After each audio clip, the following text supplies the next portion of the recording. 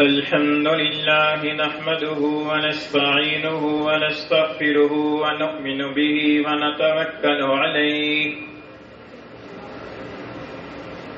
ونعوذ بالله من شرور أنفسنا ومن سيئات أعمالنا من يهده الله فلا مضل له ومن يضلله فلا هادي له ونشهد أن لا إله إلا الله وحده لا شريك له ونشهد أن سيدنا وسندنا وحبيبنا وحبيب ربنا ومولانا ونبينا محمدا عبده ورسوله وصلى الله تعالى عليه وعلى آله وأصحابه وبارك وسلم تسليما كثيرا كثيرا أما بعد فأعوذ بالله من الشيطان الرجيم بسم الله الرحمن الرحيم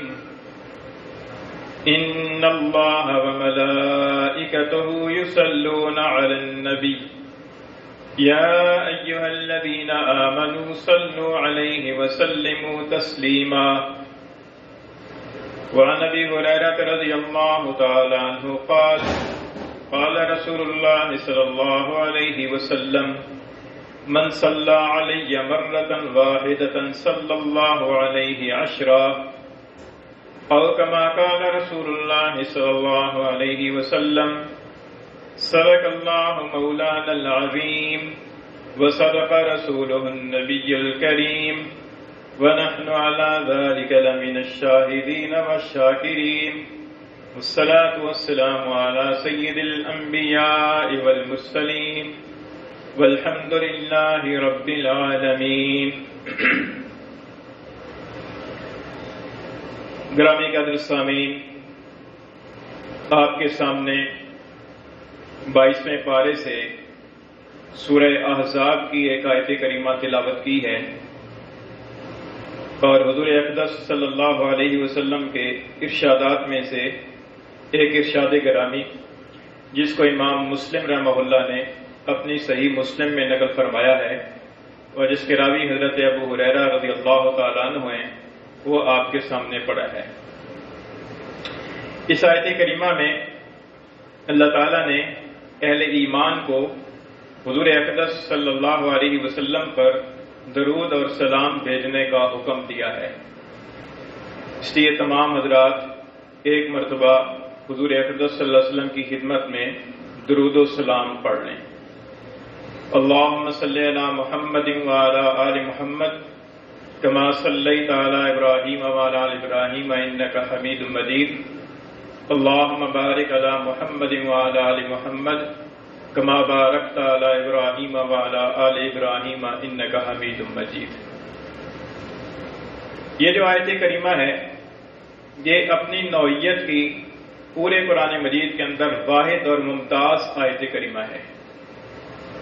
اللہ تعالیٰ نے نماز کا حکم دیا ہے، حج کا حکم دیا ہے، زکوٰۃ کا حکم دیا ہے، روزے کا حکم دیا ہے، مختلف آیات کریمہ کے اندر مختلف انداز سے ان کا ذکر ہے، لیکن درود شریف بھیجنے سے متعلق ایک ہی امتیازی آیت کریمہ ہے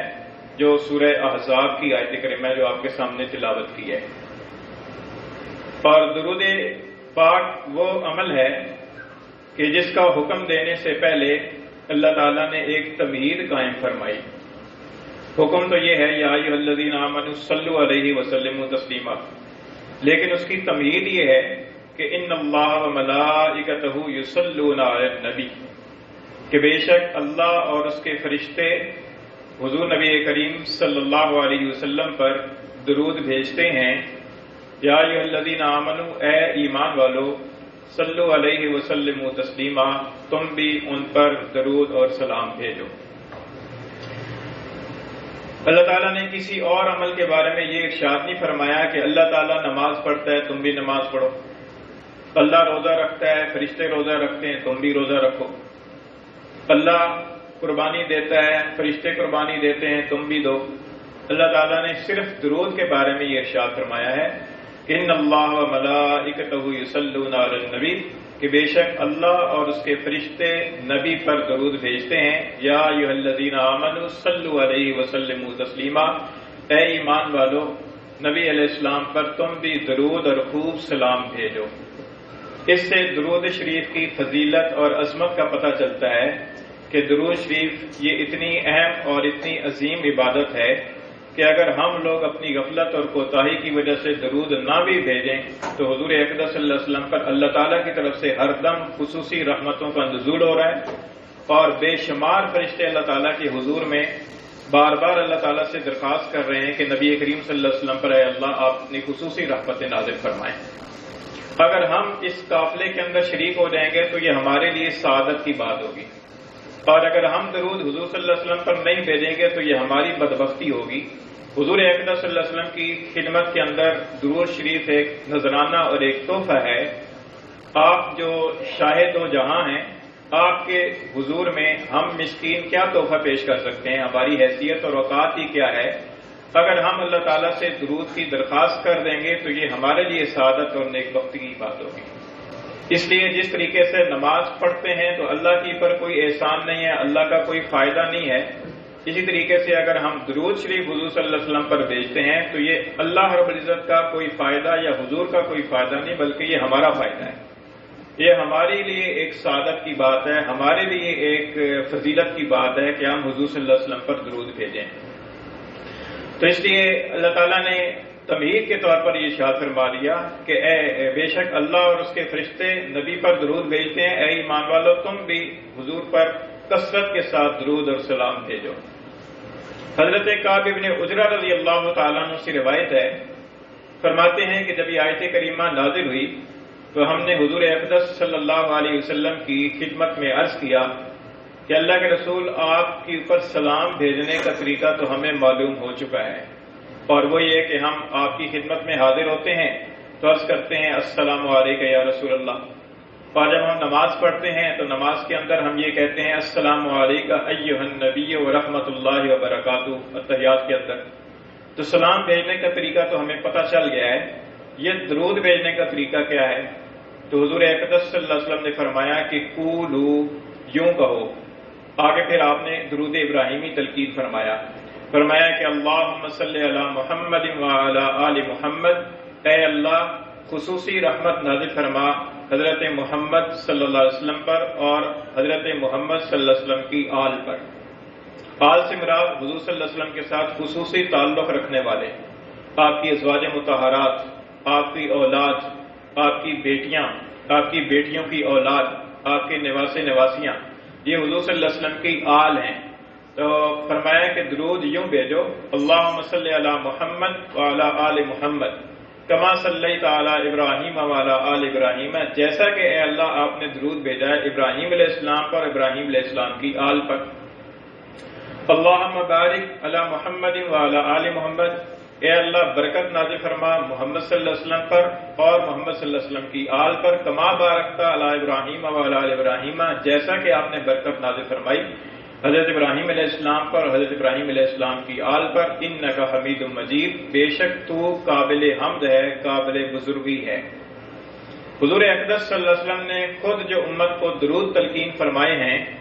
بہت سارے سیغے ہیں، ویسے تو احادیث کے اندر مختلف سیغے ملتے ہیں، لیکن ان میں سے جو سب سے بہترین اور افضل سیغے ہیں وہ یہی درود ابراہیمی ہے۔ اور یہی وجہ ہے کہ نماز کے آخری قعدے کے اندر، نماز فرض ہو یا واجب ہو یا نفل ہو یا سنت ہو، امام ہو پڑھانے والا، مقتدی پڑھنے والا ہو، اکیلا پڑھنے والا ہو، مرد ہو عورت ہو، ہر ایک کے لیے حکم ہے کہ نماز کے آخری قعدے کے اندر التحیات کے بعد درود شریف پڑھے، اور وہ درود ابراہیمی ہے کہ درود ابراہیمی پڑھے اور اس کے بعد پھر دعا مانگے، پھر اس کی نماز مکمل ہوگی۔ اس سے یہ معلوم ہوتا ہے کہ نماز بھی اس وقت تک مکمل نہیں ہوتی جب تک کہ حضور کی خدمت میں سلام اور درود نہ بھیج دیا جائے۔ السلام علیکم ایھا النبی، یہ تو التحیات کے اندر ہے، التحیات کا پڑھنا تو واجب ہے، حضور صلی اللہ علیہ وسلم پر سلام بھیجنا نماز کے اندر واجب ہوا۔ اور اللہم صلی علی محمد، یہ درود ابراہیمی ہے، یہ درود ابراہیمی فقہ حنفی کے اندر سنت ہے، سنت موقدہ۔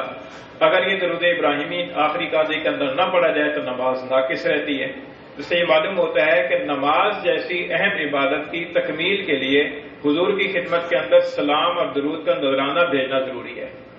جب تک حضور کی خدمت میں سلام اور درود نہ بھیج لیا جائے تو نماز جیسی عبادت میں مکمل نہیں ہوتی۔ اس سے اندازہ لگا لیا جائے کہ درود و سلام کی جو عبادت ہے وہ کتنی اہم ترین اور کتنی عظیم الشان عبادت ہے۔ حدیث شریف کے اندر اس کے فوائد اور اس کے فضائل بکثرت وارد ہوئے ہیں۔ ایک حدیث شریف جو خطبے کے اندر میں نے آپ کے سامنے پڑھی ہے، مسلم شریف کی حدیث، حضرت ابو ہریرہ رضی اللہ تعالیٰ عنہ سے روایت ہے، فرماتے ہیں کہ حضور اقدس صلی اللہ علیہ وسلم نے ارشاد فرمایا، من صلی علیہ مرۃ واحدہ، کہ جس نے میرے اوپر ایک مرتبہ درود شریف بھیجا، صلی اللہ علیہ عشرہ، اللہ تعالیٰ اس کی پر 10 رحمتیں نازل فرمائے گا۔ اور یہ غالباً اسی وجہ سے ہے کہ آدمی ایک نیکی حضور کی اللہ کی خدمت میں لے کے جائے گا تو اللہ تعالیٰ اس کی پر 10 گنا اجر و ثواب عطا فرمائے گا۔ ایک اور حدیث کے اندر آتا ہے جس کے راوی حضرت انس رضی اللہ تعالیٰ عنہ فرمایا کہ جس نے میرے اوپر ایک مرتبہ درود شریف بھیجا، اللہ تعالیٰ اس کی اوپر 10 رحمتیں نازل فرمائے گا، اس کے 10 درجے بلند فرمائے گا، اس کے نامہ اعمال میں 10 نیکیاں لکھے گا اور اس کے نامہ اعمال سے 10 برائیاں مٹا دے گا۔ یہ ایک مرتبہ درود شریف بھیجنے کی فضیلت ہے، یعنی حضور اقدس صلی اللہ علیہ وسلم کی پر اگر کوئی آدمی ایک مرتبہ درود شریف بھیجتا ہے تو خود حضور صلی اللہ علیہ وسلم کا ارشاد یہ ہے کہ اس کو یہ 4 انعام ملیں گے، 10 رحمتیں، 10 درجے بلند، 10 نیکیاں کا ثواب اور 10 گناہ مٹا دیے جائیں گے۔ تو کتنی بڑی فضیلت کی بات ہے ایک مرتبہ حضور صلی اللہ علیہ وسلم پر درود شریف بھیجنے کی۔ اور پھر اس کے بعد یہ کہ جو آدمی درود پاک حضور صلی اللہ علیہ وسلم پر پڑھے گا تو قیامت کے دن اس میں حضور اقدس صلی اللہ علیہ وسلم کا قرب نصیب ہوگا۔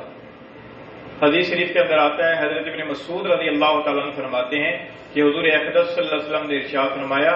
کہ اول الناس بی یوم القیامت اکثرہم علی صلاۃ، فرمایا کہ میرے لوگوں میں سے سب سے زیادہ قریب میرے قیامت کے دن وہ شخص ہوگا جو میرے اوپر کثرت کے ساتھ درود پڑھتا ہوگا۔ دنیا کے اندر رہ کر جو آدمی کثرت کے ساتھ حضور کی خدمت میں درود بھیجتا رہتا ہوگا، قیامت کے دن اسے اللہ تعالیٰ حضور کا قرب نصیب فرمائیں گے، اور قیامت کے دن اللہ رب العزت کی برکت سے، اللہ کی رحمت سے حضور صلی اللہ علیہ وسلم کا قرب نصیب ہو جائے تو اس سے بڑھ کر اور سعادت ہی کوئی نہیں ہے کہ آدمی کو قیامت کے ہولناک دن کے اندر جس دن کے اندر بہت سے ہولناک واقعات پیش آئیں گے، ایسے ہولناک واقعات کے اندر حضور کا قرب نصیب ہو جائے، خواہ وہ کتنے فاصلے سے قرب نصیب ہو جائے۔ دنیا کے اندر بھی کوئی اللہ کا مقبول بندہ ہوتا ہے، اہل اللہ میں سے ہوتا ہے، کوئی بزرگ ہوتا ہے،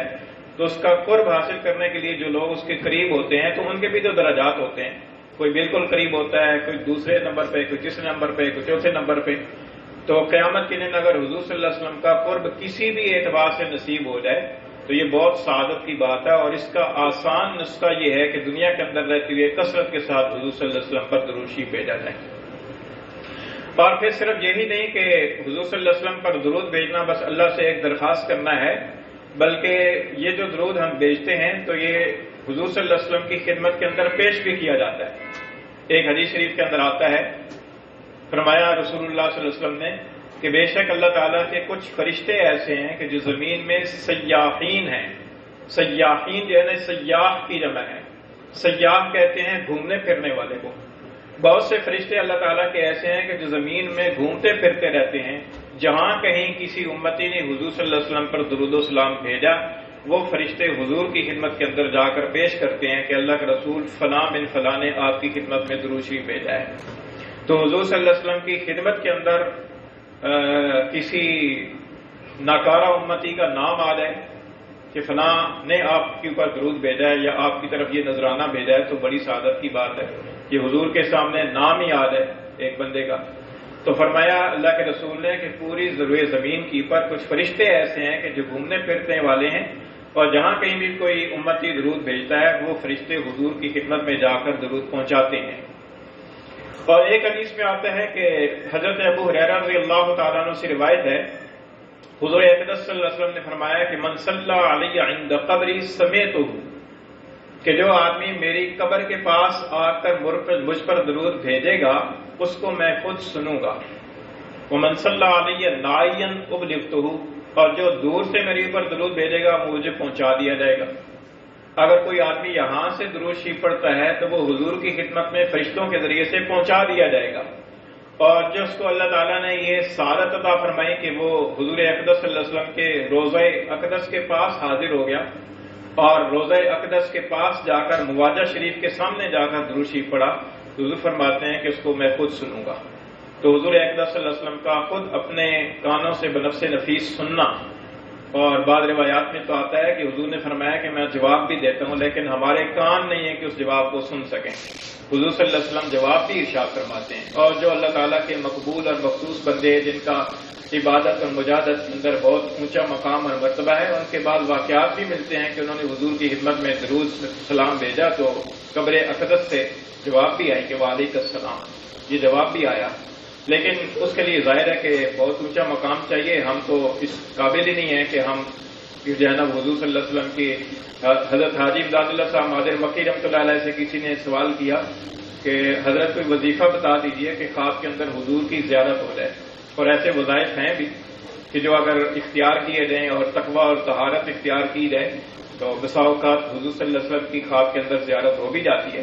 تو حضرت حاجی صاحب رحمۃ اللہ علیہ نے فرمایا کہ میاں آپ کا بڑا حوصلہ ہے کہ حضور کی زیارت کی تمنا کر رہے ہیں، ہم تو اتنے ناکارہ ہیں، تو ہمیں کہ اگر حضور صلی اللہ علیہ وسلم کے روزہ کی زیارت نصیب ہو جائے تو زہے نصیب، یعنی حضور صلی اللہ علیہ وسلم کے روزے کی زیارت نصیب ہو جانا یہ بھی بڑی قسمت اور نصیب کی بات ہے۔ خیر میں عرض کر رہا تھا کہ حضور صلی اللہ علیہ وسلم کی قبر اقدس کے پاس جا کر اگر درود شریف بھیجا جائے، سلام کہا جائے،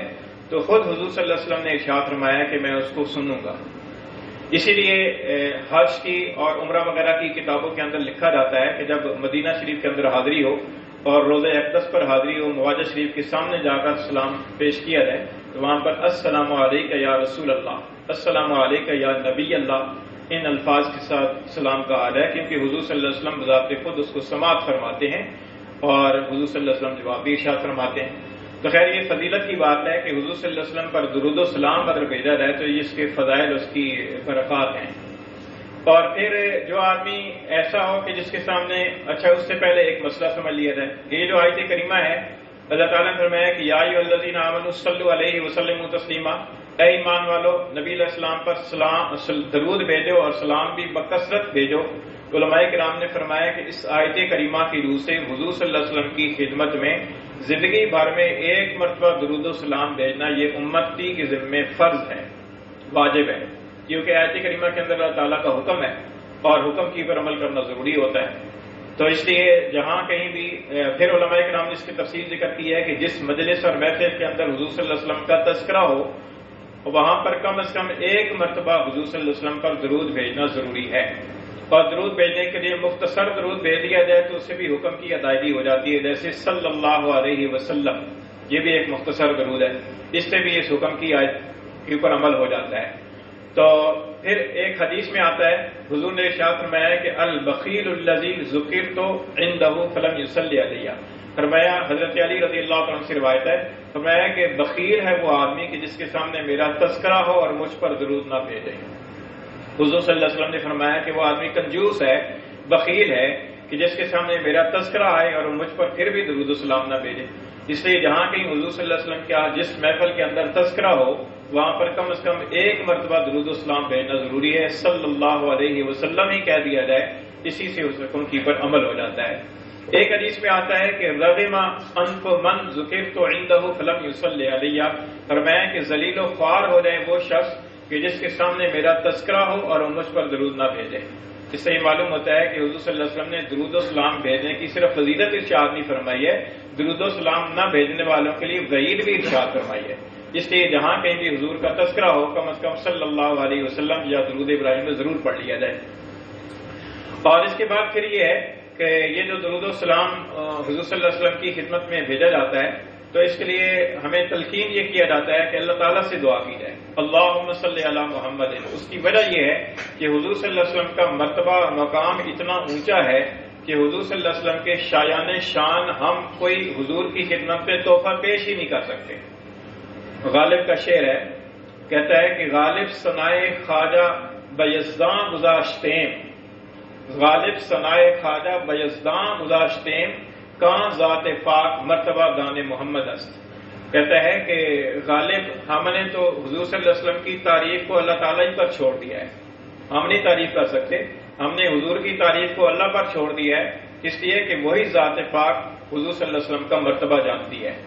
حضور اقدس صلی اللہ علیہ وسلم کا کیا مقام اور مرتبہ ہے اس کو اللہ تعالیٰ ہی بہتر جانتا ہے۔ ہم جیسے ناکارہ لوگ حضور کے مقام اور مرتبہ کو پہچان نہیں سکتے، اس لیے ہم بذات خود کوئی حضور کی خدمت میں تحفہ پیش کریں، اس کی بجائے حکم یہ دیے گا کہ ہم اللہ سے درخواست کریں، اللہ سے درخواست کریں کہ یا اللہ ہم تو عاجز ہیں، ہم تو ناکارہ ہیں، ہم تو نااہل ہیں، ہم تو پیش نہیں کر سکتے، آپ سے درخواست کرتے ہیں کہ اللہم صلی علی محمد، کہ اللہ آپ اپنی خصوصی رحمت نازل فرمائیے حضرت محمد صلی اللہ علیہ وسلم پر، وعلی آل محمد اور آل محمد صلی اللہ علیہ وسلم پر۔ تو یہ اس کے اندر حکمت ہے کہ اللہ تعالیٰ سے دعا کی درخواست کی جائے، کہ اللہ تعالیٰ سے درخواست اور دعا کی جائے کہ یا اللہ آپ حضور صلی اللہ علیہ وسلم پر رحمت نازل فرمائیں۔ تو اس لیے حضور اقدس صلی اللہ علیہ وسلم پر درود بھیجنے کا یہی طریقہ ہے کہ اللہ تعالیٰ سے درخواست کی جائے، اور اللہم سے جو صیغے شروع ہوتے ہیں ان صیغوں کے ذریعے سے اللہ تعالیٰ سے دعا کر کے حضور صلی اللہ علیہ وسلم کی پر درود و سلام بھیجنے کے حکم کی پر عمل کیا جائے۔ اس سے یہ معلوم ہوتا ہے کہ حضور اقدس صلی اللہ علیہ وسلم پر درود و سلام بھیجنے کی بہت فضائل ہیں۔ اس لیے اہل علم حضرات نے اور بزرگان دین نے لکھا ہے کہ روزانہ کم از کم 100 مرتبہ صبح اور 100 مرتبہ شام درود شریف کی ایک تسبیح پڑھنی چاہیے۔ اللہم صلی علی محمد، یہ درود ابراہیمی پڑھ لیا جائے، یہ تو بہت ہی اچھا ہے، افضل درود ہے۔ اس کے علاوہ جو احادیث کے اندر صیغے آئے ہیں درود شریف کے وہ پڑھ لیے جائیں، وہ بھی بہت اچھے ہیں۔ اور اگر مختصر درود شریف پڑھنا چاہیں تو صلی اللہ علیہ وسلم صلی اللہ علیہ وسلم اس کی تسبیح پڑھ لی جائے، صبح شام ایک ایک مرتبہ تسبیح پڑھ لی جائے، بلکہ بقول بعض بزرگوں کے کثرت کے ساتھ درود بھیجنے والوں کے اندر شامل ہونے کے لیے 300 مرتبہ روزانہ درود و سلام کی تسبیح پڑھ لی جائے، ایک مرتبہ صبح، ایک مرتبہ دوپہر کو، ایک مرتبہ شام کو، 300 مرتبہ ہو جائے گا۔ اور پھر درود و سلام کے صرف اخروی فوائد نہیں ہیں بلکہ دنیا کے فائدے بھی ہیں۔ دنیا کے فائدے یہ ہے کہ اگر کسی آدمی کی کوئی حاجت رکی ہوئی ہو، کوئی مشکل اور پریشانی کے اندر مبتلا ہو، تو بزرگوں نے لکھا ہے کہ آدمی کو چاہیے کہ کثرت کے ساتھ درود شریف پڑھنا شروع کر دیں۔ حضور اقدس صلی اللہ علیہ وسلم پر کثرت کے ساتھ درود شریف کی پڑھنے کی برکت سے انشاءاللہ اس کی حاجت بھی پوری ہو جائے گی، اس کی مشکل اور پریشانی بھی ختم ہو جائے گی۔ اور یہاں تک لکھا ہے کہ اگر کسی آدمی کو غصہ آیا ہوا ہو تو غصہ ٹھنڈا کرنے کے لیے جہاں اعوذ باللہ من الشیطان الرجیم پڑھنا چاہیے، وہاں پر حضور صلی اللہ علیہ وسلم پر درود شریف بھی پڑھنا چاہیے، کیونکہ درود شریف پڑھنے کی برکت سے غصہ بھی ٹھنڈا ہو جاتا ہے۔ اس لیے بعض اہل عرب کو سنا گیا ہے کہ جب ان کا آپس میں کوئی لڑائی جھگڑا ہونے لگتا ہے تو ایک دوسرے کو تلقین کرتے ہیں، صلی علی النبی، صلی علی النبی، نبی علیہ السلام پر درود پڑھو، تو درود شریف پڑھنے کی برکت سے آدمی کا غصہ ٹھنڈا ہو جاتا ہے۔ تو اس لیے اس کے دنیاوی فوائد اور برکات بھی ہیں، درود شریف کے بہت زیادہ برکات فضائل ہیں، اور مستقل علماء کرام نے کتابیں لکھی ہیں درود شریف کے فضائل اور برکات کی پر، اور اخروی فضائل اور اجر و ثواب بھی بہت زیادہ ہے۔ اس لیے کوشش کرنی چاہیے کہ روزانہ کسی خاص مقدار کے اندر حضور صلی اللہ علیہ وسلم پر درود شریف ضرور بھیجنا چاہیے۔ اللہ تعالیٰ نے عمل کی توفیق عطا فرمائے۔ ہم علینا اجر البلاغ۔